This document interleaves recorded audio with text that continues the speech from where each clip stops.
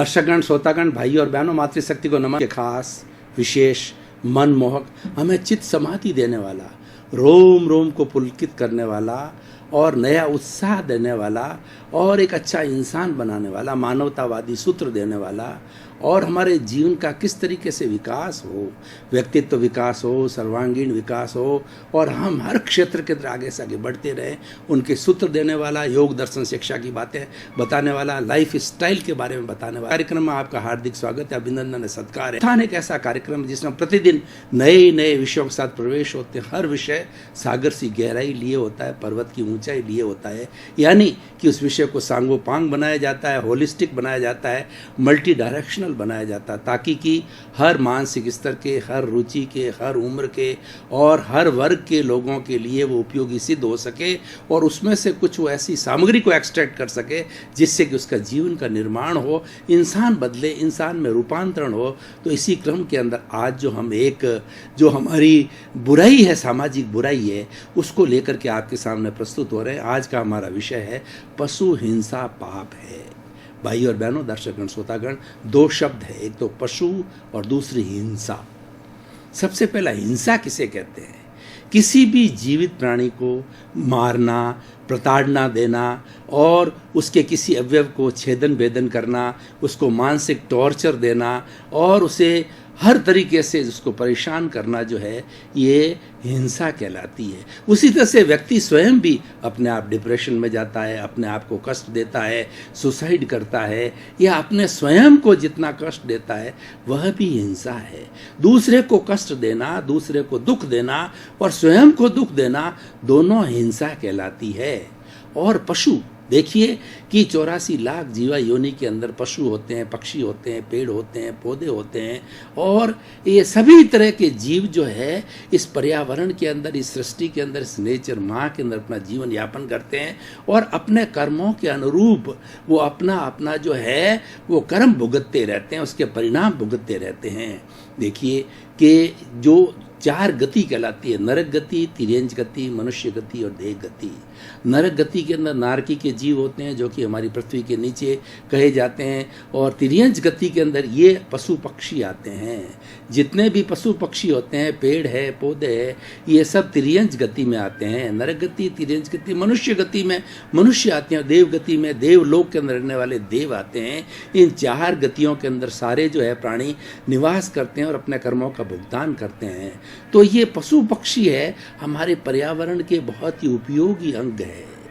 पशुओं को हम देखें, जैसे गाय है, गाय दूध देती है, भैंस दूध देती है और उसके बाद के अंदर जो बैल होता है वो हमारे खेत खलिहान वगैरह सब के अंदर काम आता है, बुआई के अंदर काम आता है, अन्य कई तरह के वो वाहन गाड़ी के अंदर काम आता है, अन्य कई तरह से जो है वो काम लिया। इसी कारण से पशुपालन किया जाता है।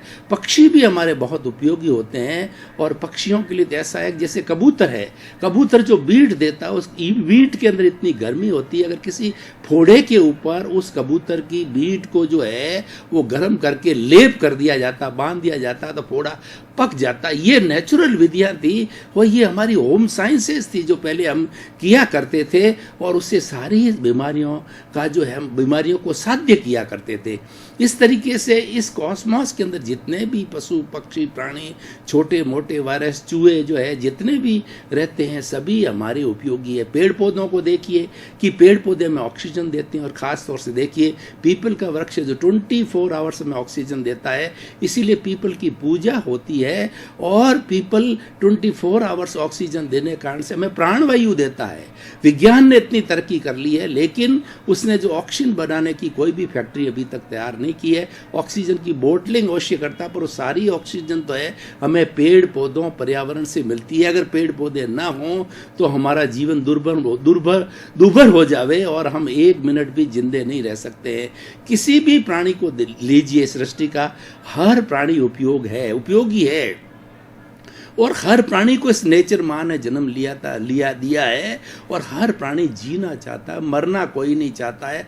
हर प्राणी सुख चाहता है, चाहे छोटा हो बड़ा हो, अपने अपने तरीके से सुख चाहता है। कोई बोल सकता है, कोई नहीं बोल सकता है, लेकिन हर प्राणी सुखी अपना जीवन जीना चाहता है। पर जो जीवित आत्मा विराजमान है वो सबकी समान है, इतनी समानता है, चाहे राम की हो, चाहे कृष्ण की हो, चाहे गाय की हो, चाहे भैंस की हो, चाहे कीड़े मकोड़े की हो, चाहे मेरी हो, चाहे आपकी हो, उसके भीतर जो शुद्ध आत्मा भगवान विराजमान है वो सबका एक सा है। वो किसी का कोई उसके अंदर अंतर नहीं है। अंतर अपने अपने विविधता जो हमको दिखाई देती है अपने कर्मों के कारण दिखाई देती है, और कर्मों के अनुरूप ही जो है हर व्यक्ति जैसे डीड्स करता है, जैसे कार्य करता है, पुण्य करता है या पाप करता है, उसके अनुरूप जो है वो अगले भव में जाकर के और उसका भुगतान करता है, और उसको जो है सुख दुख की अनुभूति होती है। विविधता अपने कर्मों के कारण है, लेकिन जो आत्मा है सबकी एक समान है। किसी भी आत्मा के अंदर सामग्री है, आप उसका उपयोग कीजिए। आप पंचेंद्रिय जीव जो कि हमारे जैसा ही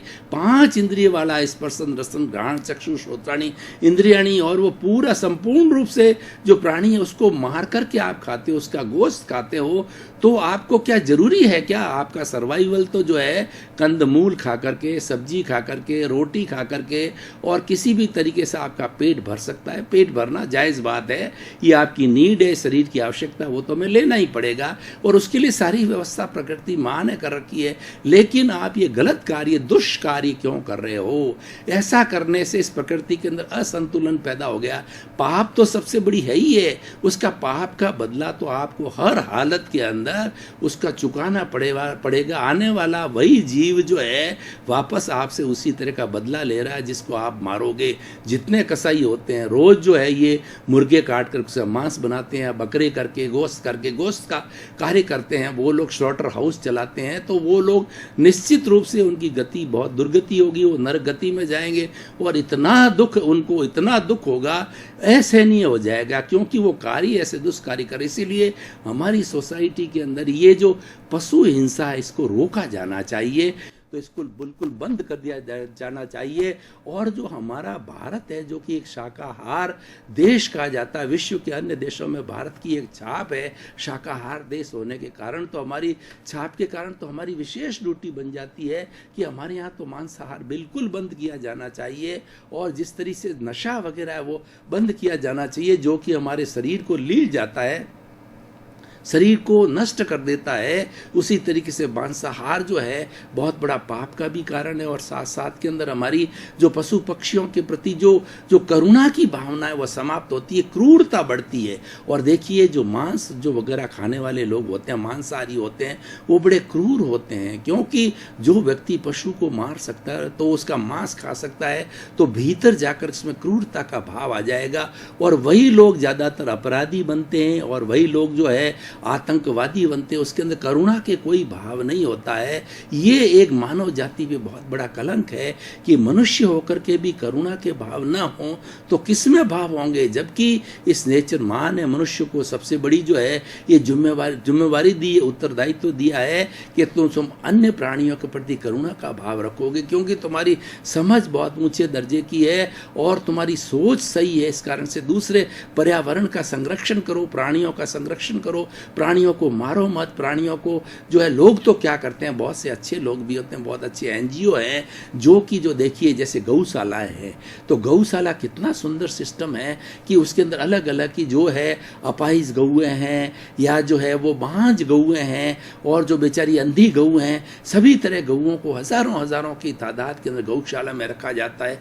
ये बहुत बड़ी सेवा है। पांजरा पोल होती है जिसके अंदर जो बेचारे पक्षी होते हैं जो कि उड़ नहीं सकते हैं और वो घायल हो जाते हैं, अंधे हो जाते हैं, उनको रखा जाता है, उनको खाना खिलाया जाता है, भोजन खिलाया जाता है, दाना दिया जाता है। वो कितना बड़ा सेवा का कार्य करते हैं। तो ये जो हमारी करुणा की भावना, पांजरा पोल और जो है गौशालाएं वगैरह जितनी पशुओं के लिए अलग अलग पशुओं के लिए अलग अलग होती है, गाँव में बाड़े होते हैं, उनको जो है घास फूस खिलाया जाता है, तो ये बहुत बड़ी सेवा है। दर्शकगण, श्रोतागण, भाई और बहनों, आपका बहुत बहुत धन्यवाद।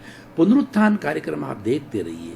पुनरुत्थान कार्यक्रम में बहुत शिक्षा की बातें मिलती है, जीवन निर्माण की बातें मिलती है, उस व्यक्ति के लिए और समष्टि के लिए, दोनों के लिए बड़े बड़े अच्छे सूत्र मिलते हैं, बड़े बड़े अच्छे टिप्स दिए जाते हैं ताकि जीवन का रूपांतरण हो। क्योंकि हमारा कार्यक्रम का उद्देश्य है कि व्यक्ति के नकारात्मक भाव तिरोहित हो जावे, उसकी तरह सकारात्मक भाव पनपे और वह व्यक्ति जो मनुष्य जीवन प्राप्त किया है उसकी सार्थकता को समझे, उसके सार्थक जीवन को वो समझ करके अपने जीवन का यापन करके और अन्य लोगों के साथ में मैत्री का वातावरण रखे, करुणा का वातावरण रखे। इसी क्रम में आपका जीवन आनंदमय हो, मंगलमय हो, सुखमय हो, शांतिमय हो और आप शतायु होकर के, दीर्घायु होकर के खूब समाज की सेवा करें, परोपकार करें, आपके प्रति मंगल पाओ।